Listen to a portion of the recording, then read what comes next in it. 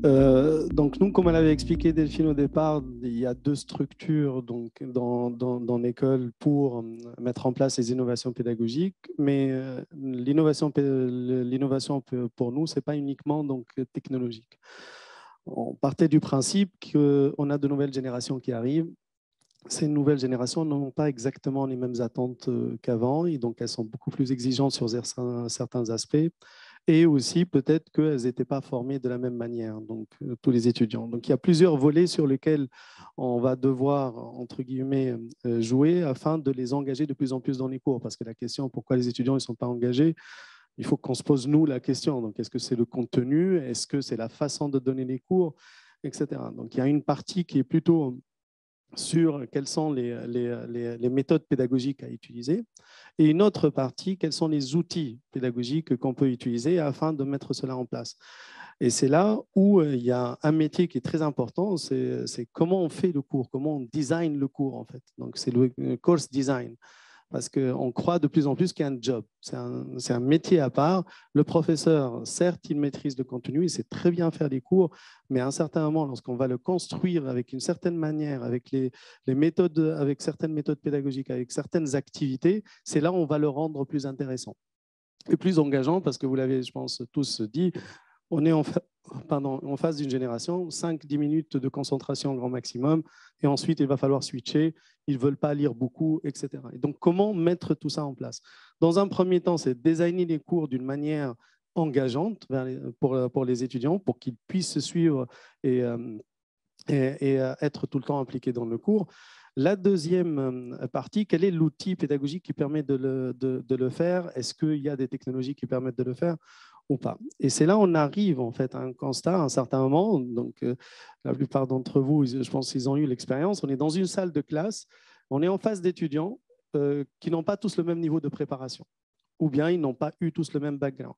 Donc, on ne sait pas. Il y a certains étudiants qui aussi apprennent très, très rapidement, c'est ce qu'on appelle des fast learners, et d'autres des slow learners. Donc, j'ai expliqué le concept un concept financier. Donc, pour eux, déjà, c'est la finance, c'est un peu compliqué. Donc, certains vont le comprendre en 10 minutes. C'est rapide, c'est terminé, ils veulent passer à autre chose. D'autres, 20 minutes.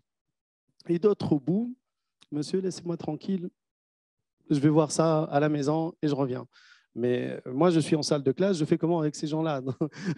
Lesquels je vais suivre? Parce que d'autres, ben, si je vais vite et je suis les fast learners, les autres vont décrocher. Et si je suis les autres, en fait, j'avance pas, on va pas finir le cours. Donc l'idée, c'est là où on est l'idée d'un outil qui permet d'adapter le niveau du cours aux étudiants et leur permettre d'apprendre à leur propre rythme. C'est très, très important. Donc, comment ils vont apprendre à leur propre rythme? C'est là où on a pensé donc, à certaines plateformes et le principe de l'adaptive learning. Adaptive Learning donc, est la collecte de la data, donc que ce soit l'utilisation de plateformes de McGraw-Hill ou autres, ou des outils qu'on essaie de développer donc aussi en interne par rapport à ça. Donc, avant d'une séance à une autre, donc je vais les contrôler la séance 2 et ensuite je passe à la séance 3. Par contre, entre les deux séances, je ne sais pas ce qui se passe. Là, l'idée, c'est de mettre un outil qui permet de les évaluer ou les suivre en continu. Et à partir du moment où on fait ça, on collecte donc, les données et je vais savoir quel est le concept qui a été très bien assimilé par les étudiants. Ils l'ont appris à leur propre rythme. Il y a un qui va répéter le même concept ou le relire pendant 20 fois, l'autre 5 fois, etc. L'essentiel, ils arrivent à la prochaine séance où tout est clair pour eux ou bien ils ont atteint les mêmes objectifs pédagogiques.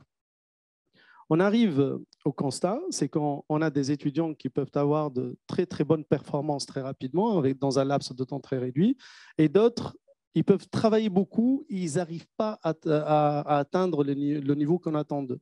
Et c'est là où on doit, nous, s'adapter en tant que professeur et responsable donc, des cours, comment mettre en place une stratégie, dans ce cas-là humaine, pour que les étudiants, peut-être celui qui n'y arrive pas, en fin de compte, il a passé 2-3 heures, il ne comprend toujours pas, peut-être que sa méthode d'apprentissage n'est pas bonne. Dans d'autres aspects, sur certains concepts, les étudiants peuvent les comprendre tout seuls. Donc, pourquoi je vais passer plus de temps là-dessus? Tout le monde les a compris. Donc, quand j'arrive en salle de classe, je vais aller à un niveau supérieur, ce qui permet d'avoir des cours à une valeur ajoutée qui est beaucoup plus intéressante pour pour les étudiants.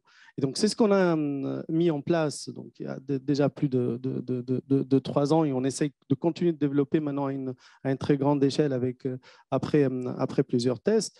C'est de collecter en fait ces données-là et à partir de ces données, le professeur, en fait, ce que disait aussi Delphine tout à l'heure, notre métier est complètement en train de changer. Donc, on est devenu des data analystes. À partir de dashboard, on est en train d'analyser la performance de nos étudiants.